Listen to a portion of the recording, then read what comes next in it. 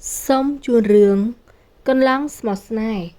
ភាគទី14 វគ្គទី1 មជ្ឈមណ្ឌលតាំងពីពណ៌អន្តរជាតិសេអ៊ូកូរ៉េខាងត្បូងនេះគឺជាថ្ងៃដំបូងដែលមានការរៀបចំពិធីតាំងពីពណ៌ទំនិញ Technology ទាន់សម័យនៅក្នុងកម្មវិធីមានក្រុមហ៊ុនផលិតនាំចេញនិងនាំចូលមកពីទូទាំងប្រទេសកូរ៉េខាងត្បូងនិងទូទាំងអាស៊ីដែលបានមកធ្វើការបង្ហាញពីស្នាដៃថ្មីរបស់ខ្លួនឯង SA Group ដែលមានក្រុមហ៊ុនសាខាមកចុះទុនផលិតនៅឯកូរ៉េខាងត្បូងស្រាប់ទៅហើយក៏ជាក្រុមហ៊ុនមួយទៀតដែលមកចូលរួមក្នុងការតាំងពីពណ៌ទំនិញលើកនេះដែលសំខាន់បំផុតគឺខាង SA Group បានធ្វើការបង្ហាញ S-Touch គឺ Smartphone ស៊េរីថ្មីដែលមាន Technology ទាន់សម័យមិនចាញ់គេមិនចាញ់ឯងអបផងណាខ្លាតូច Project Smartphone ស៊េរីថ្មីរបស់យើងបានទទួលការគាំទ្រគ្រប់គ្នានៅក្នុងពិធីសុទ្ធតែនិយាយដល់ S-Touch អានឈីគឺសរសើរទៅកាន់ប្អូនប្រុសដែលជាម្ចាស់ Project មួយនេះនៅក្រោយបូតរៀបចំនៃការងារខ្ញុំក៏សប្បាយចិត្តដូចគ្នាណាបងស្រីស្មានមិនដល់ថាបានទទួលការស្វាគមន៍អីដល់ថ្នាក់នេះឈីតាញញឹមរីករាយខណៈពេលដែលភ្នែកលួចលើកមើលទៅកាន់ធានមីព្រោះបើសិនជា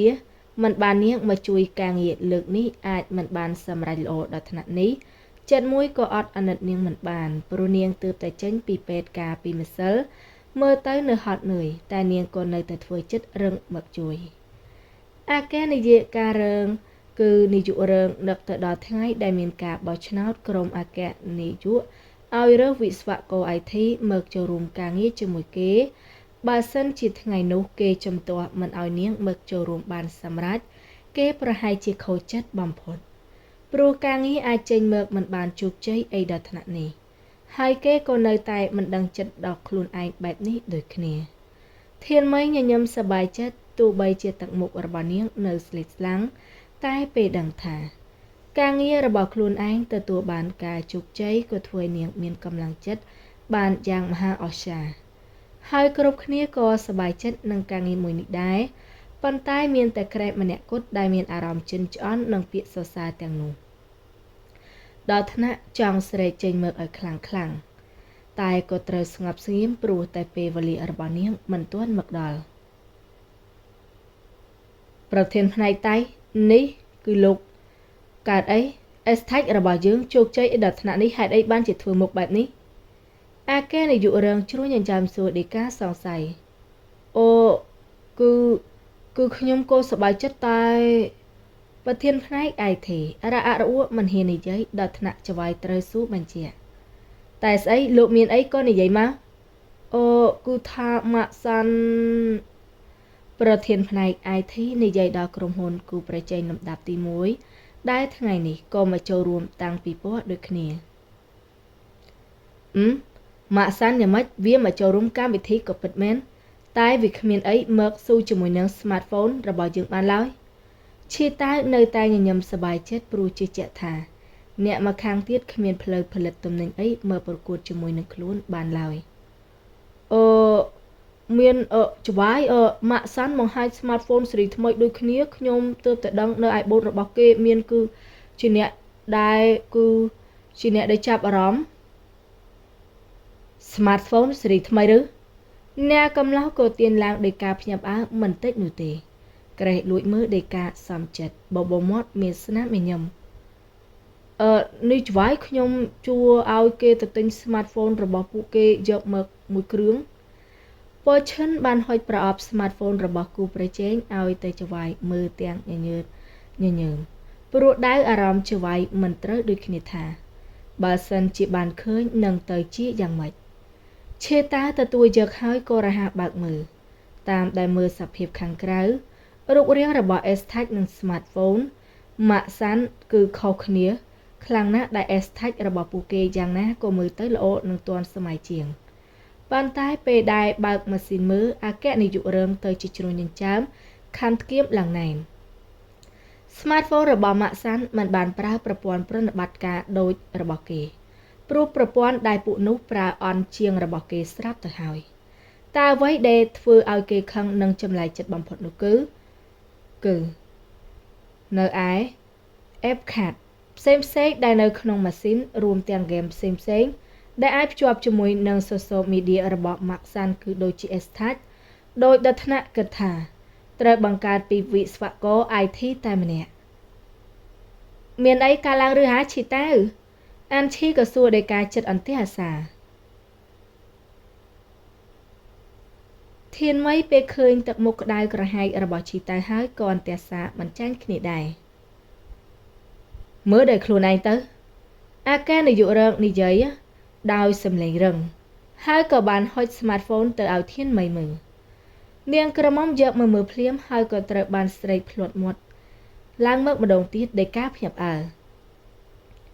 ព្រះជាម្ចាស់នេះគឺជាស្អីនាងក្រមុំភ្ញាក់ផ្អើលទាំងមុខគឺស្លេកស្លាំងគ្មានឈាមដែលនាងខំរុករកជាពិសេសគឺសម្រាប់ Estach នោះតែទៅជាមាននៅក្នុង smartphone របស់គូប្រជែងដូចគ្នានេះអីបងក៏ចង់សួរអូនដែរថានេះគឺជាស្អីឈីតៅដើរមកសួរដោយការសង្ស័យខ្ញុំក៏មិនដឹងដូចគ្នានាងក្រមុំខ្វីក្បាលបដិសេធព្រមទាំងងាកទៅមើលមុខគ្រប់គ្នាដែលពេលនេះសម្លឹងមឹកនាងថែមទាំងគ្រប់ក្រសែភ្នែកពោពេញទៅដោយសំណួរប៉ុន្តែនាងក៏មិនដឹងថាតបយ៉ាងម៉េចព្រោះមិនដឹងរឿងពិតមែនធានមីអានឈីហៅចង់សួរដល់រឿងរ៉ាវទាំងអស់តែថាអ្នកដែលត្រូវហៅក៏អាចទទួលដឹងច្បាស់ថាគ្រប់គ្នាចង់សួរនាងពីអ្វីខ្ញុំគឺជាអ្នកគិតអេបខាត់ទាំងអស់នេះដោយខ្លួនឯងខ្ញុំមិនបានកូពីឲ្យអ្នកណាជាការពិតគ្រប់គ្នាក៏ឃើញថាខ្ញុំធ្វើការធ្ងន់មឹករហូតនាងក្រមុំនិយាយដោយទឹកភ្នែករលីងរលោងទោះជាគ្រប់គ្នាមិនបានសួរនាំប៉ុន្តែនាងក៏មើលដឹងថាពេលនេះគ្រប់គ្នាកំពុងគិតអីដែលវាធ្វើនាងខូចចិត្តបំផុត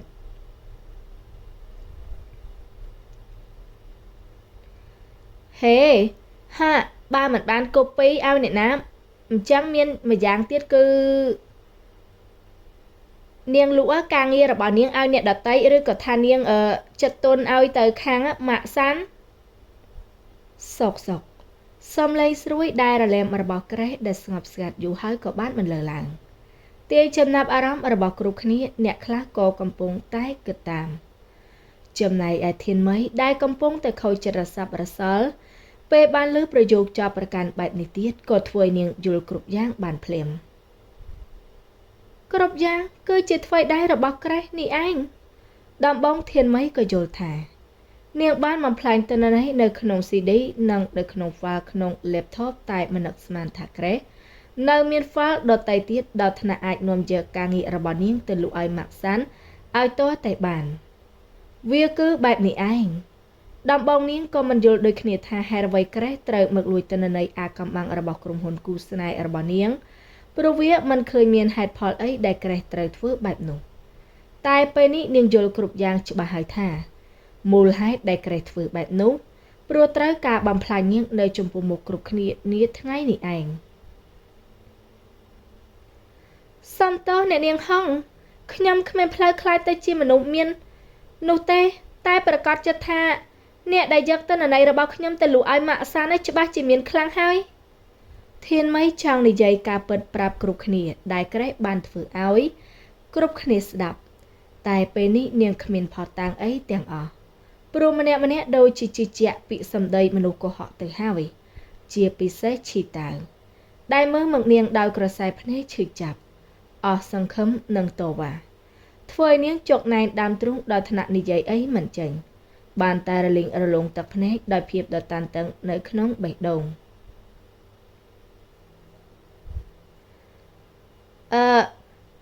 ឯធីយ៉ាងធ្វើចិត្តឲ្យតិចសិនទៅពួកយើងគ្រប់គ្នាកុំទាន់ដៅអីផ្ដេសផ្ដាំងមែនទេខ្ញុំនៅតែអាងថាខ្ញុំមិនបានកូពីការងារឲ្យអ្នកណាទាំងអស់ហើយក៏មិនបានយកការងាររបស់ខ្លួនឯងទៅលក់ឲ្យអ្នកណាដែរធានមីពើងទ្រូងនិយាយដោយការឈឺចាប់ពេលនេះរាងកាយរបស់នាងខ្សោយនឹងមើលទៅគ្មានកម្លាំងកំហែងលើដើមថែមទាំងចិត្តរបស់នាងក៏ឈឺចាប់មិនចាញ់គ្នាដែរឈីតានិយាយដោយសំឡេងរៀបស្មើគ្មានអារម្មណ៍អីទាំងអស់ឯធីយ៉ាង នាងទៅសម្រាប់នៅសន្តាគារមុនទៅពេលនេះអ្នកកំឡោះរសាប់រសល់ជាងគេគំនិតចាស់ចាស់ដែលធ្លាប់គិតមករហូតថាធានមីគឺជាមនុស្សស្រីកំណាចដ៏គួរឲ្យស្អប់ខ្ពើមត្រឡប់មកម្ដងទៀតតែនោះវាយូរយារណាស់ទៅហើយរឿងទាំងអស់ដែលបានកាត់ឡើងពេលនោះនាងក្រមុំនៅក្មេងដែលគេក៏ព្យាយាមយល់និងបើកចិត្តព្រមទទួលបានតែទីបំផុតក៏មានហេតុការណ៍បែបនេះកើតឡើងម្ដងទៀតវាក៏ធ្វើឲ្យគេគឺលែងទុកចិត្តនាងនិងលែងជឿជាក់ធានមីបានតទៅទៀតហើយចំណែកធានមីបានលើប្រយោគបណ្ដេញហើយព្រមទាំងក្រសែភ្នែកសក់អង្គុយពីឈីតៅទៀតនោះបេះដូងរបស់នាងក៏ឈឺខ្ទោកម្ដងទៀតនេះគឺម្ដងទៀតហើយដែលប្រុសម្នាក់នេះមិនជឿជាក់សម្ដីរបស់នាងឡើយនឹងមើលនាងដោយក្រសែភ្នែកស្អប់ខ្ពើមបែបនេះទៀតហើយប៉ុន្តែថ្ងៃនេះនាងឈឺចាប់ជាងកាលពី6ឆ្នាំមុនទៅទៀតអូខេនាងនិយាយបានតែប៉ុណ្ណឹងក៏បាយមុខទៅស្រវាយយើកាបោកហើយក៏រត់ចេញពីបូតនៅក្រោមក្រសែភ្នែករសាប់រសល់របស់គ្រប់គ្នាហាងសាច់គោអាំងខាប៊ីលជិតស្ថានីយរថភ្លើងក្រំដីមិននៅឆ្ងាយពីសន្តាគារដែលសម្រាប់ឈីតាវនាំគ្រប់គ្នាមកទទួលទានអាហារជប់លៀងភាពជោគជ័យដែលអេស្ថាច់លុកបានលើសពីការគិតទុកទៅទៀតសូម្បីតែ smartphone ស៊េរីថ្មីរបស់ Maxan ដែលព្យាយាមកូពីបានក៏ធៀបមិនបានតែទោះជាដូច្នោះអគ្គនាយករងក៏នៅតែឈឺចិត្តដែលមានអ្នកលួចការងារក្រុមហ៊ុនរបស់គេបាន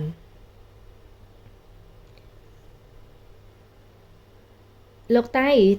តាមធានមីឲ្យមកញ៉ាំបាយជាមួយគ្នាទៅនៅសន្តាគារម្នាក់ឯងតាំងពីថ្ងៃមកម្លេះមិនដឹងថ្មនេះបានអីញ៉ាំហើយឬនៅទេអានឈីក៏បានងាកទៅនិយាយជាមួយនឹងពូឈិនតិចខណៈពេលដែលគ្រប់គ្នាកំពុងតែ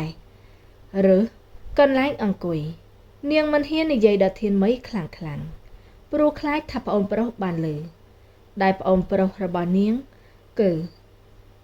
ទៅធ្វើជាមនុស្សមើលដោយការពីមុនទៀតហើយតាំងពីការហេតុការពី2ថ្ងៃគឺមិនឃើញនិយាយអីរកអ្នកណានឹងមានតែក្រេះដែលតោងដៃជាប់ស្អិតអានឈីក៏មិនយល់ដូចគ្នាថាវាមានរឿងហេតុបែបនេះកើតឡើងបានដូចម្ដេចនាងដឹងថាយ៉ាងណាក៏នាងជឿជាក់ធានមីដដែលនឹងមិនចង់ឃើញនាងក្រមុំនិងប្អូនប្រុសត្រូវឆ្លោះគ្នាបែបនេះនោះទេបាទអូចាំខ្ញុំទៅបបួលឥឡូវនេះពរឈិនរហ័សតាក់ទងទៅកាន់ធានមីមេក្រុម IT មានអារម្មណ៍ដឹងខុសមិនតិចនោះទេព្រោះបើសិនគេមិនយករឿង smartphone ស៊េរីថ្មីរបស់ Maxan មកប្រាប់គ្រប់គ្នាចៅហ្វាយរបស់គេក៏មិនខឹងនឹងធានមីហើយគ្រប់គ្នានៅក្នុងក្រុមក៏ប្រហែលជាមិនឯកោនឹងសោកសៅបែបនេះប៉ុន្តែគេមិនបានតាំងចិត្តធ្វើឲ្យវាคล้ายទៅជាបែបនេះដំបងដែលបានដឹងរឿងក៏អត់ខឹងមិនបាននឹងគិតតែម្នាក់ឯងត្រឹមថាត្រូវប្រាប់រឿងនេះឲ្យចៅហ្វាយដឹងប៉ុន្តែមិននឹកស្មានថារឿងវាធ្ងន់ធ្ងរអីដល់ថ្នាក់នេះធានមីដាក់ទូរស័ព្ទរបស់ពូឈិនចុះពេលដែលត្រូវបានបបួលឲ្យចេញទៅញ៉ាំអាហារពេលល្ងាចជាមួយគ្នាក៏មានអារម្មណ៍របស់នាងពីរនាងមិនចង់ចេញទៅព្រោះមិនចង់ឃើញក្រសែភ្នែកគ្រប់គ្នាដែលមើលមកដោយការសង្ស័យហើយនាងក៏មិនទាន់រកផុសតាំងអីមកនិយាយបញ្ជាក់ឲ្យគ្រប់គ្នាជឿបាននិងដែលសំខាន់នាងតូចចិត្តនិងឈីតៅខ្លាំងជាងអ្នកណាទាំងអស់ប៉ុន្តែចិត្តមួយទៀតពេលគិតមើលម្ដងទៀតបើសិនជានាងរវល់តែកិច្ចមុខពីគ្រប់គ្នាមិនហ៊ានចេញមកប្រឈមមុខនឹងអ្នកណាគឺដូចជាការព្រមទទួលការពិតថាទាំងអស់គឺជាកំហុសរបស់នាងដែលវាមិនបានបែបនោះអីបន្តិចដូច្នេះហើយនាងត្រូវធ្វើខ្លួនឲ្យដូចដើមនិងចេញទៅញ៉ាំអាហារពេលល្ងាចជាមួយគ្រប់គ្នានាងចេញពីសន្តាគារមកហាងសាច់អាំងតាមដែលពូឈិនបានប្រាប់ដែលជាហាងធំទើបរកឃើញងាយតែមុននឹងបានរុញទ្វារចូលទៅខាងក្នុងក៏ត្រូវជួបនឹងក្រេះដែលរុញទ្វារចេញមើលក្រៅល្មមហាស្មានថាគឺជាអ្នកណាតាមពិតគឺជាមនុស្សក្បត់នេះឯងក្រេះពេកមករយៈព្រមទាំងដើរអោបដៃចូលទៅរករឿងរហូតដល់ធានមីជ្រមើលថយក្រោយ តែពេលដែលតាំងចំហឺបានអ្នកដែលត្រូវរករឿងក៏បានស៊ូមិនថយខ្ញុំថាអ្នកនាងហុងគួរតែដឹងច្បាស់ថាអ្នកណាឲ្យប្រកាសដែលក្បត់ធានម៉ៃតបដោយសំឡេងរឹងកំព្រឹសមិនចាញ់គ្នានោះទេថ្ងៃនេះនាងព្រមនៅស្ងៀមឲ្យអ្នកដតីមើលមកនាងថាជាជនសង្ស័យព្រោះគ្មានផុតតាងអីមកបញ្ជាក់តែពេលដែរត្រូវជនអាក្រក់ពិតប្រកបរករឿងបែបនេះនាងក៏មិនព្រមដូចគ្នាដែរហេស្អីគេនេះគឺដោយដែរដឹងស្រាប់ហើយថានាងគឺបានយកទិន្នន័យទៅលក់ឲ្យម៉ាក់សាន់ហើយបែបនេះមិនហៅថានាងក្បត់ចង់ឲ្យហៅថាម៉េចទៅក្រេះនៅតែធ្វើរឹកពីលុយធ្វើដូចជាខ្លួនឯងមិនដឹងមិនឃើញនៅអ្វីដែលអ្នកមកខាងទៀតនិយាយដល់ថ្នាក់ធានមីអត់ការអត់ធ្មត់ម៉ែនអ្នកដែលលួចទិន្នន័យទៅលក់ឲ្យម៉ាក់សាន់គឺជាមនុស្សក្បត់តាមពិតខ្ញុំក៏ស្មានមិនដល់ថាទាំងដែរមាត់ដើរទៅប្រាប់ឯងថាគឺជាគូស្នេហ៍របស់សុងឈីតាវតែបែរជាក្បត់គេទៅកើនសុងឈីតាវនឹងថាយ៉ាងម៉េចដែរបើដឹងថាអ្នកដែលលួចការងារគឺជាអ្នកនាងហុងមុខស្អាតស្រទន់ងើយដាក់ដោយការផ្ចាញ់ចាការពិតនាងក៏មិនចង់និយាយចេញមកឲ្យចោលពិតប្រកបដឹងខ្លួនទាន់ប៉ុន្តែក៏អស់ការអត់ធ្មត់នឹងស្រីកំណាចម្នាក់នេះពិតមែននាងនិយាយស្អីនាងនឹងហើយយ៉ាងធានម៉ៃដែលជាមនុស្សក្បត់ក្រេះមានទឹកមុខស្លេកស្លាំងណាស់តែក៏រហ័សសម្រូបទឹកមុខធ្វើជាខឹងបន្លប់អ្នកនាងនឹងហើយដែលក្បត់កុំគិតថាធ្វើអីឲ្យអ្នកដតីមិនដឹងនោះអ្នកនាងលួចចូលទៅក្នុងក្រុមហ៊ុនលួចយកការងាររបស់ខ្ញុំទៅលក់ឲ្យម៉ាក់សាន់ខ្ញុំវាល្ងងដែលគិតថាខ្លួនឯងបំផ្លាញទិន្នន័យអស់ហើយ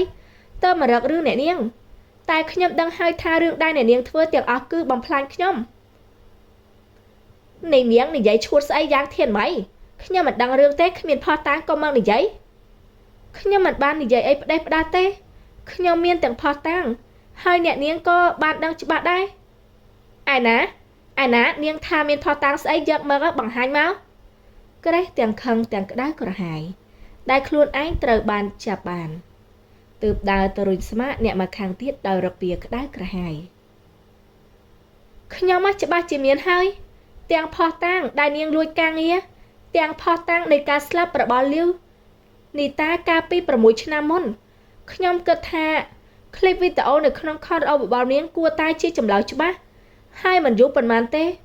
សងឈីតាវនឹងបានដឹងថានាងគឺអាក្រក់ប៉ុណ្ណានិយាយចប់ធានម៉ៃក៏រុញស្មារបស់ក្រេះវិញក្នុងពេលដែលអ្នកមកខាងទៀតធ្វើអាក្រក់ដាក់នាងមុននាងនឹងអាក្រក់ដាក់វិញមុននឹងត្រឡប់ទៅកាន់ស្ថានភាពវិញ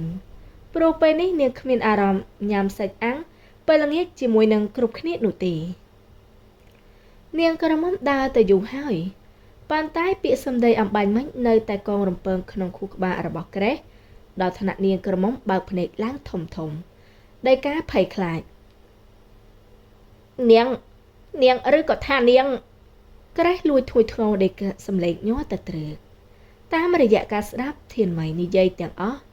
ក៏ធ្វើឲ្យនាងយល់រឿងរ៉ាវដំបូងក៏នៅសង្ស័យថាហេតុអ្វី CD នៅ file ការងារដែលនាងលួចបើកមើលម្ដងទៀតមិនបានយល់ថាកុំព្យូទ័រអាចនឹងខូចតែពេលនេះ